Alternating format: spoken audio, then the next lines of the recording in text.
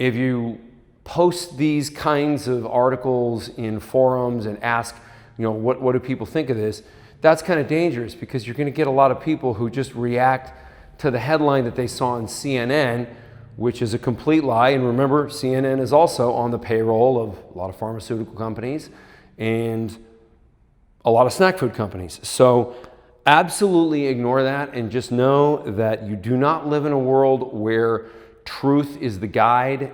Typically, dollars are the guide for what you hear, and you got to know that, and you got to understand what you're dealing with when you try and take this information in and make a decision about your own health.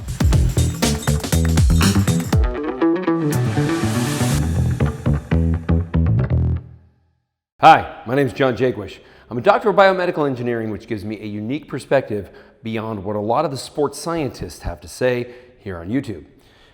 Today, I want to talk about an absolutely interesting and ridiculous rumor that is going around about how, and this is the rumor, cancer can be caused by the ketogenic diet. Now, we've all seen research that shows the opposite of that. In fact, cancer is treated with the ketogenic diet, but when this research came out, most people, like the vast majority of people, react to the headline. Not the title of the study, but the headline that the medical reporters pick up on. Now, frequently, this is absolutely inaccurate, and such is the case today. But instead of just hearing from me, because I clearly know that this is incorrect, I want to show you what a guy I admire a whole lot. I don't know him very well. We've exchanged a couple of messages. His name is Nick Norwitz. He's out of Harvard, and we're going to hear his comments on what his thoughts are on the idea that cancer can be triggered by the ketogenic diet. So let's get into this. A recent study claims that ketogenic diets increase risk for intestinal cancer. Here's what you need to know. This is an animal study done in mice predisposed to cancer, and the authors are explicit it wasn't actually the ketone metabolism that increased cancer risk. Also, the mice were fed, ready for it, starch, sucrose, food dyes, lard, and soybean oil.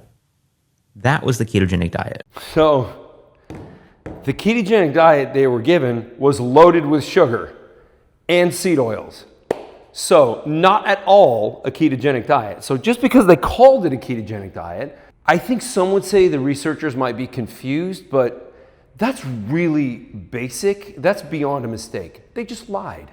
This is absolute fraud paid for by the snack food industry. Do not worry that ketogenesis causes any sort of negative health impact. And in fact, glucose is required for the growth of cancer cells.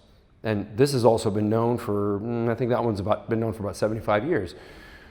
So the idea that a ketogenic diet could send you in any direction towards cancer is completely in the opposite direction of what is known about human physiology.